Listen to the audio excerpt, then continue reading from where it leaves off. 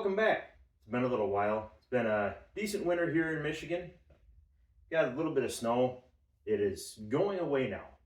I think we're just a couple weeks away from getting the Olds 98 back out on the road. We got some rain coming up next week. Really hoping next weekend go do some cruising. Got a little bit of cleanup to do to that. Sadly, I got nothing done in that car all winter long that I wanted to do. I wanted to pull the engine. I wanted to give it a good detail under the hood. I wanted to get just a bunch of stuff done to it. I wanted to get the headliner done. Time got away from me. Got a couple house projects going on, some painting inside the house and stuff. Picked this up. So this took some time. Got a little bit of work done to this. This thing is a 2005 Suburban 3/4 ton. It's got the 8.1 big block in it, 373 gears.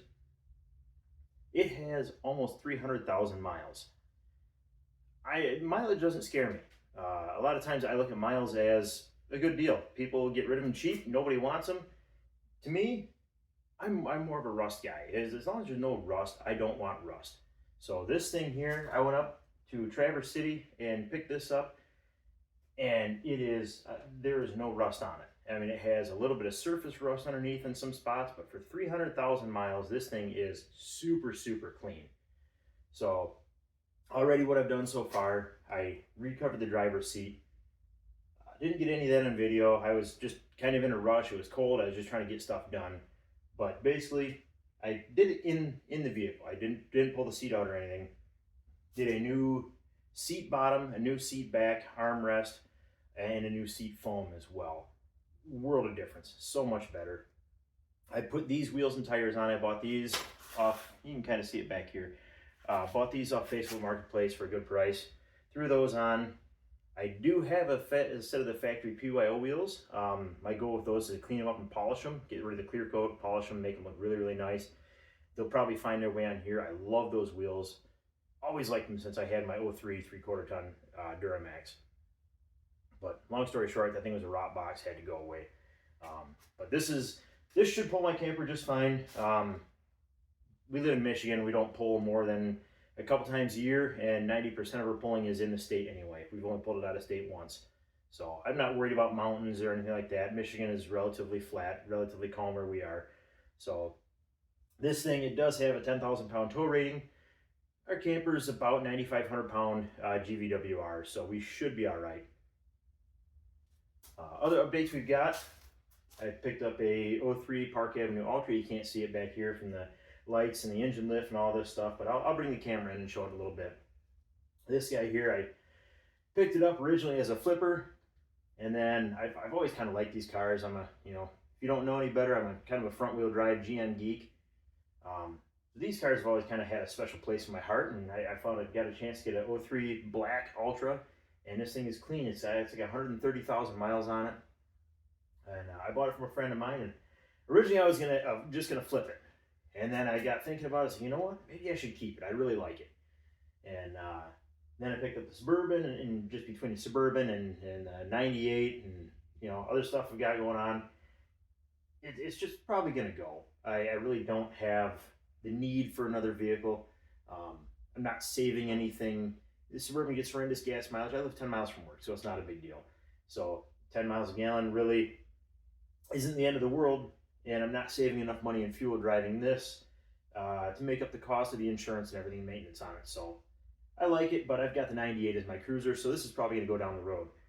I have the engine and transmission out of it right now, and I bought it from a friend of mine. It was slipping in gear. It wouldn't move. It would kind of grab, but it just wasn't right. And so the engine had a bad rear main leak, so I pulled the engine transmission. I got the transmission on the bench. I'll show you that in a little bit too. And going through, kind of throwing that together. I am not a transmission rebuilder by any stretch of the imagination. I have rebuilt several of them. GM front wheel drive 4T60, 4T65E, rear wheel drive stuff, the 4L60s, 700 R4s. Did a Jeep once, did a BMW X5. Nothing major. I mean, I can go through and replace clutches and hard parts and stuff, but as far as getting into like the specifics of the valve body and making sure everything is good there, I can kind of, throw and go. And usually it's worked out. I haven't really had any issues. So this should be good. And last thing, I'll be doing Hot Rod Power Tour this year. So my 98 Regency diesel will be going on a Hot Rod Power Tour. So I do still have quite a bit of work to do to that. You guys have seen on there. I know I promised a video I was going to put up on polishing the paint. I have footage of that. I just have not got to it yet. I think I'll put that up eventually. I'll probably get that up very soon. But the paint is nice and polished up on it now. I still got to get to the headliner. I'm probably not going to get to pulling the engine out and getting that cleaned up yet. But I will. I have to. I got to get the AC on that car. It is an AC car, of course. They're pretty luxury cars, right? The previous owner, he had some issues with the head bolts and some stuff going on there, so he pulled the AC compressor off. But fortunately, he didn't do the hack job where they just come through the sawzall and just cut all the lines off. He actually, removed everything proper and taped all the lines up, so there shouldn't be a whole bunch of crud and dust in there. So I should be able to, just new O-rings and a retrofit kit, put that AC compressor back on, vacuum it out. It should hold, and we should be good to retrofit it and charge it with some 134A. So, and to that mess, I'm going to kind of take the camera around and give a little overview of some of these cars I have here. So, if you didn't notice, I did do a name change. Went from my actual name to, rightly called Big Mess Garage. As you can see, it's a big mess in here. My garage is always like this. I get it nice and cleaned up and organized, and then I start working on a project, and next thing I know, it's dinner time or it's time to go in the house or something, and I just, I make a mess of stuff. I'm not a super clean, neat garage freak, so I'm sure some of you guys can relate. I'm here for you. So anyway, here's my Suburban. Got some aftermarket lights on it. I really like those. Really a big fan of them. 285, 75, 16 Hankook all-terrains on it. Got some dents in it, some dings in it. Paint is rashed. I mean, this is horrible, horrible paint. Some of the worst I've worked with. But I will get this all cleaned up. You can see some scuffs in there. I mean, this is just terrible. Really, really, really bad. But it will make for one hell of a nice before and after video. So, now, as I said, this thing was rust-free, so I wanted to pull the fender flares off just to see, get it cleaned up all down there. I mean, look at this. These things are normally just rotted right here. And this, even the underside, is completely solid. No rust, no rot. Amazing condition for a 300,000 mile Michigan Suburban. So the previous owner did say he thinks it came from out west somewhere before he bought it. And, looking at this, I wouldn't doubt it. Interior wise, vinyl floor. It's an LT auto ride. It's got all the options. It did have carpet at one point. Again, the previous owner told me, the guy before him, the carpet got all nasty, so they ripped the carpet out and put this vinyl floor in. I really want the carpet, but I'm torn because at the same time, what do we all do? Well, we buy $200 worth of WeatherTech floor mats anyway to cover up the nice carpet so we don't ruin the nice carpet. So what's the difference between the WeatherTech mats and these vinyl floors? Might as well just keep the vinyl floors, right? So, leather seats. This is the original one on the passenger side. Driver's side, this is the one I recovered. So I'm really happy with this. And I went the cheap route. This doesn't look the greatest here, but I did. I went the cheap route with this. I think I have less than $200 into both the seat back cover, the seat bottom cover, the seat bottom foam, and the new armrest cover. I could have gone with some more expensive options, but at the time I did this, I was looking at it and the prices were like $600 to redo this, with the good stuff. And I had just bought the Suburban, and although I liked it, I wasn't completely sold on it yet. So I wanted to go the cheap route with it, and if it lasts, it lasts. If not, then I'll go with the good stuff. So, but yeah, all the pins and bushings and doors are really, really good. Everything is, I love this thing. Absolutely love it. So today we're going to work on some polishing. We're going to get this paint cleaned up a little bit. It's going to be a slow process, but that's what we're going to start with. So over here, we've got the 03 Park Avenue Ultra. Looking real ultra in there, right? No engine at all. No engine, no transmission, nothing.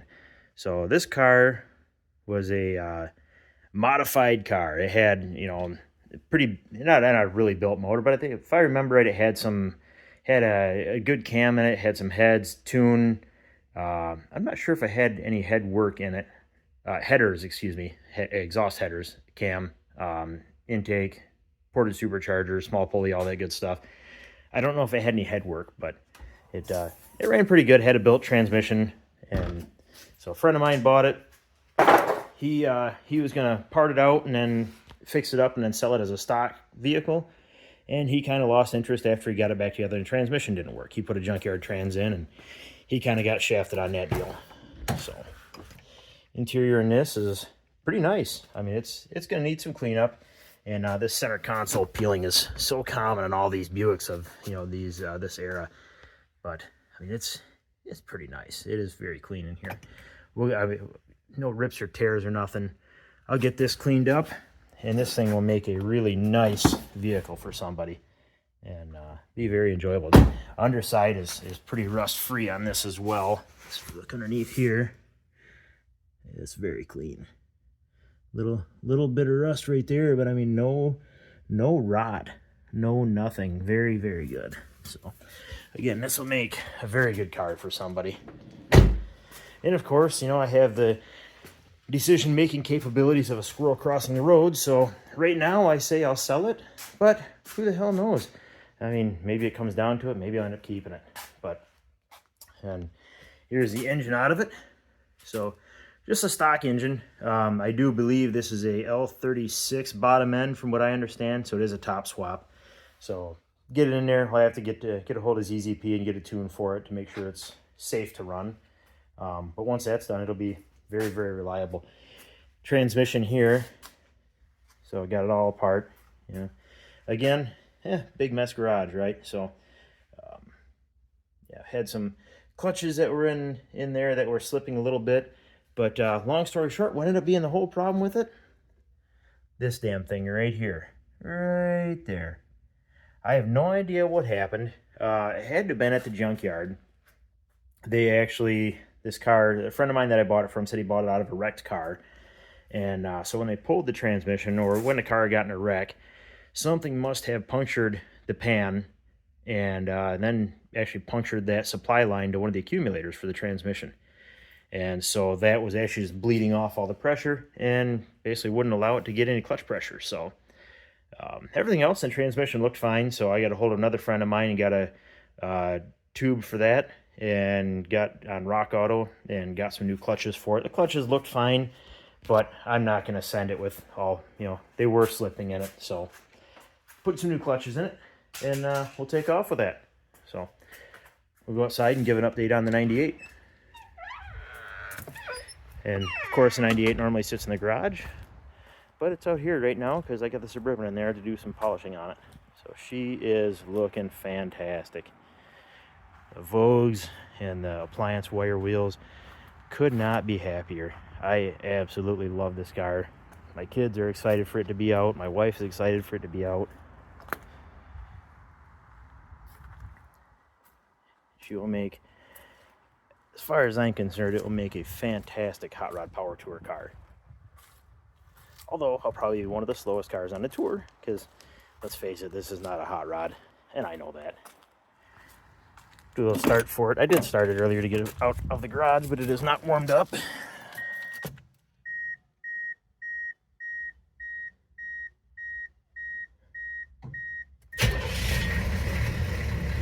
Fires right up.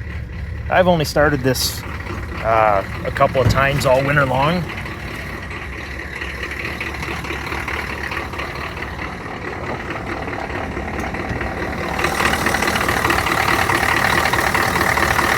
Running great. Get that AC compressor put back in there. Belt is jumping all over the place, the alternator.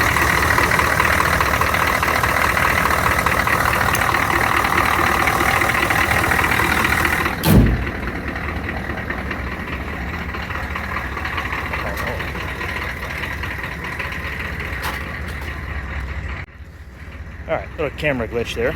Anyway, yeah, I gotta get these fillers yet. All those fillers, all four of them are pretty shot. They're gone. Non-existent. put my foot right through them. But it is looking good.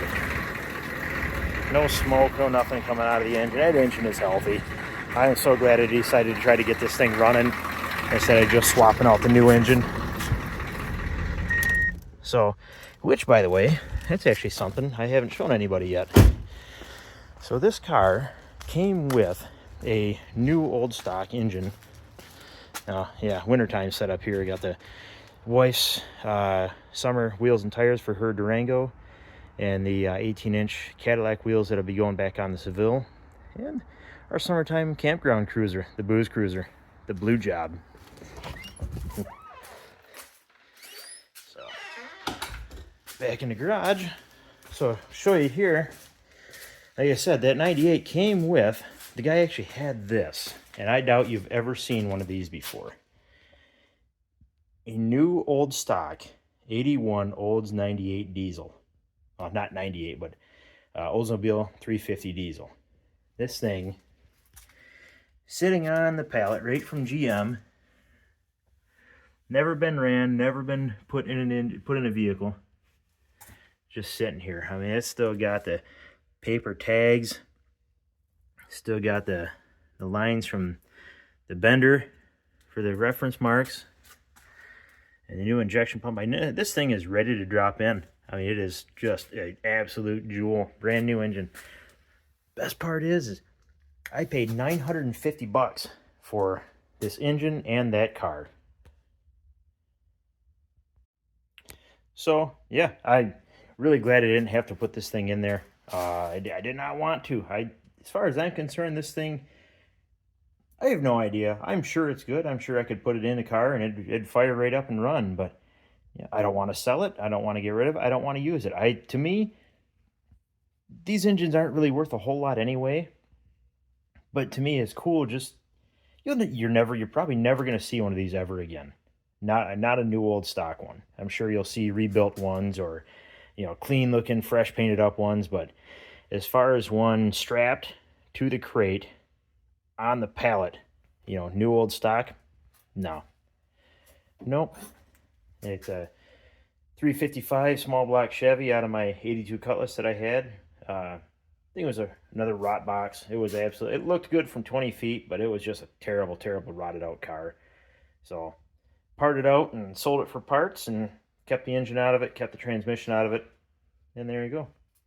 So, but yeah, that's a little update for now. And I'm going to get to work on this paint, see if I can make something nice out of it.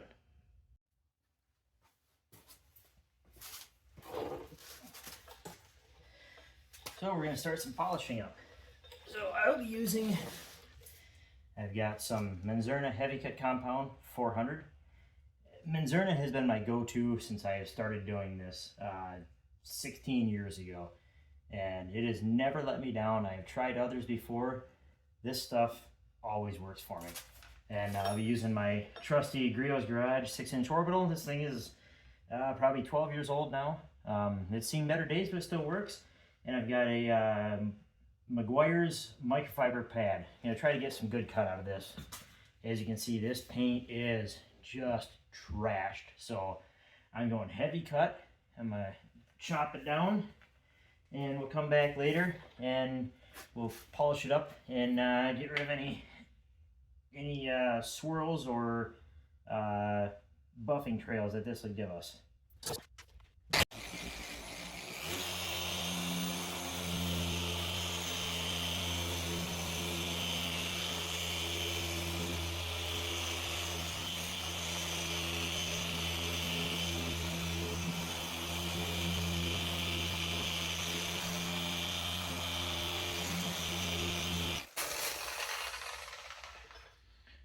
Well, I definitely see a lot more clarity coming out, but there's some spots on here that I think overall are just going to need wet sanding for some, and there's some of it that this paint is just realistically too far gone to save.